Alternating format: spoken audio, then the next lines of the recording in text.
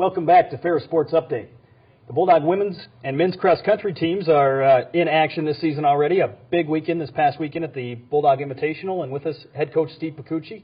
Coach, thanks for being with us here today. Hey, Rob, thanks for having us here. As we mentioned, it was a great day in terms of having your home cross-country meet, annual home meet, Khaki Golf Course. Talk about the weather and the conditions for the runners on Saturday. Yeah, we actually had pretty good weather. It actually got kind of hot by the time the guys raced, but it was actually pretty good for us. This time of year, we'll take whatever we can get, but it was actually pretty good conditions. The course was actually pretty dry, so it actually made it for a good day.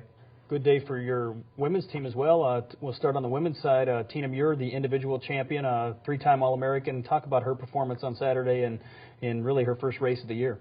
Yeah, she ran quite well. Obviously, we kind of set everybody off a little bit conservative to begin with, and she ran well. She was kind of holding back a little bit in the beginning, and then we let her kind of go a little bit harder towards the end. But she looked good. She looked strong. Like I said, right now we're trying to kind of bust the rust a little bit. She hadn't raced in quite a while, so. But a lot of them haven't. But she did quite well. Like I said, we held everybody back and then kind of let them go the last part of the race. So I know she's kind of been the leader of this team the last couple of years. A couple strong finishes at the national championships each of the last couple of years. She is a three-time All-American, as we mentioned. Talk about some of the other performers. I know you've got a nice young group of runners behind her. Yeah, actually, our team isn't just Tina. We're led by her. Obviously, you can't deny what she's done on the national level, but. We have a strong group of sophomores and a strong group of juniors. They're following her up. So, like I said, we have some great performances, like all across the board on the women's side Saturday. So it was good to see, those younger girls, the sophomores really step it up, and then those juniors are continuing to mature. And a lot of them have already run better than they've run before. So it was good to see, kind of top to bottom, we're running better. So I know we have some highlights of this past Saturday's action. Samantha Johnson, a sophomore, finished second. You had 4 of the top 7 overall. Is that kind of where you expected to be, maybe this early in the year at that meet? Yeah, we were hoping to be that high. Samantha surprised me a little bit. I didn't quite know we'd get there this early, but that's good. It sets her up for later in the year. So I was a little shocked that she ran as well as she did, but we'll take it. We're happy with it. But we were kind of hoping to have a big group up front. So it was good to see. We kind of were in the middle of the pack halfway through, and then they ran up towards the front towards the end, which is what we like to do. So it was good to see. I think Sam ran well, and Anna and Alyssa both ran well. The two juniors are right behind her, so it was good to see. And on the men's side, your team had a good day as well. You've got a nice mix, maybe some younger runners and some older runners on the guys' side. Yeah, we're definitely kind of on the guys' side. It's 50-50. Our number one guy was a junior. Ryan ran really well, and then the guy who came in second for us he's actually a redshirt freshman, followed by another freshman. So it's quite well, and then we followed it up with our pack of returners. So I think on the guys' side we're just finally starting to get that balance between returners and new guys. So I think there's a lot more to come on the guys' side. I think we just got to keep hitting our training, and we'll get there. The weather was great, as we mentioned. I know it takes a lot of work, a lot of effort to put on a meet like this. Talk about some of the volunteer efforts you had from some people helping out. Yeah, we had a great help from the whole community kind of coming together, helping us pull this off. It's a lot of work to get it set up and get all the timing done and get everything figured out. So we had a lot of local help come out and help us and work the finish line, drive the lead car. And so it was great to see the community kind of come out and help us. And we don't host too many meets, so when we do host one, it's nice to see that they're willing to come out and help us out and really help us make it happen without putting too much on the coaching staff. I know this year you actually have the luxury of hosting another meet. You'll host the regional championships in November at Khaki Golf Course.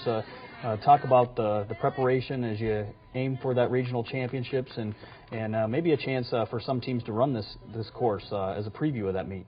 Yeah, I think that's kind of what helped get our home meet a little bigger was we're hosting regionals in November, so I think we brought in a lot more conference regional schools than we had in the past. So I know Bellarmine came up all the way from Kentucky just to see the course.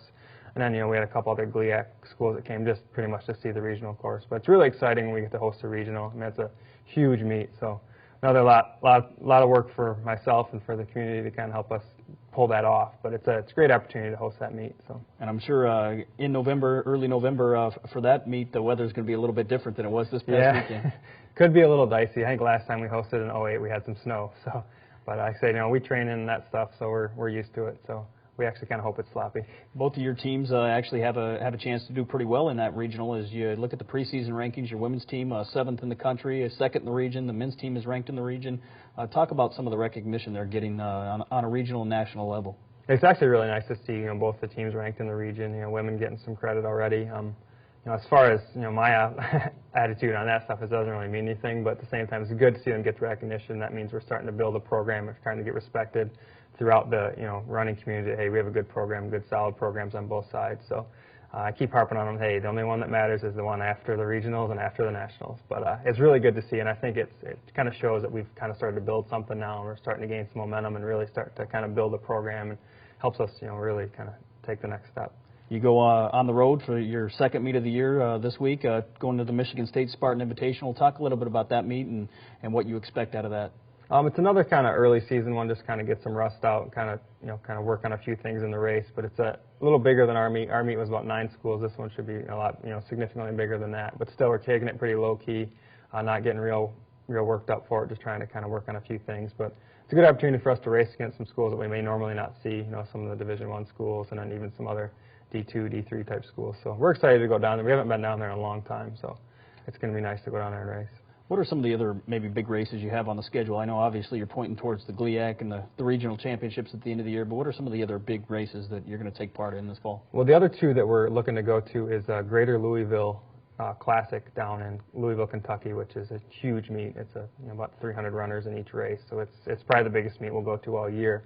And then we got opportunity this year to go down to Penn State, and I'll run the Penn State National again. So the girls ran in it last year. This year we're going to take both teams down. So it's another chance to just see some schools we don't normally get to compete against. So it just kind of gets you on the road and gets you against, you're not your normal competition, so you're not racing the same teams every weekend. So we're looking forward to those two, and then obviously GLIACs and regionals are our main focus.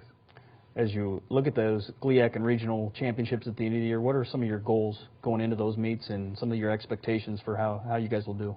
On the men's side, we're really looking to improve. I think last year we kind of had a down year, so we're really hoping to kind of prove to ourselves and prove to the rest of the conference and Region A that we are for real and we are competitive. So I really hope helping our guys to make a big step and really move up. I think we can do it. I guess we got a long road ahead of us, but I think that's our main goal for the guys, to just get back up and get competitive in the top part of the region and top part of the conference. So women's side, we were second in both last year, so that's no less than that will be acceptable. So we're going to go for everything we have, and that's our goal, is just kind of at least match our performance from the year before and see if we can close the gap a little bit. Obviously, Grand Valley State, the team that finished ahead of you on the women's side. What are some of the other teams out there that might challenge for some of those titles this year? Yeah, like I said, Grand Valley is defending national champions on the women's side. I think they're 3rd or 4th on the guys' side, so they're one of the best teams in the nation. And then Hillsdale was really strong on the women's side, and they look strong already on the men's side. Ashland is tough every year. Wayne State is tough every year. Saginaw's building a program, but like I said, it's going to be a big mix. You got to throw in some of the the Great Lakes Valley Conference schools too when you get to the regional. But for conference, I think it's going to be Hillsdale and Grand Valley on both sides, and then Ashland is really coming along too. Well, best of luck, Coach, and thanks for being with us here today. Hey, thanks for having me. Remember, fans, you can follow all the action online of Ferris State Athletics at ferrisstatebulldogs.com. Live audio, video, multimedia, and more. Don't forget Ferris State football at home this Saturday against Ohio Dominican at 7 p.m. Thanks for tuning in to Ferris Sports Update.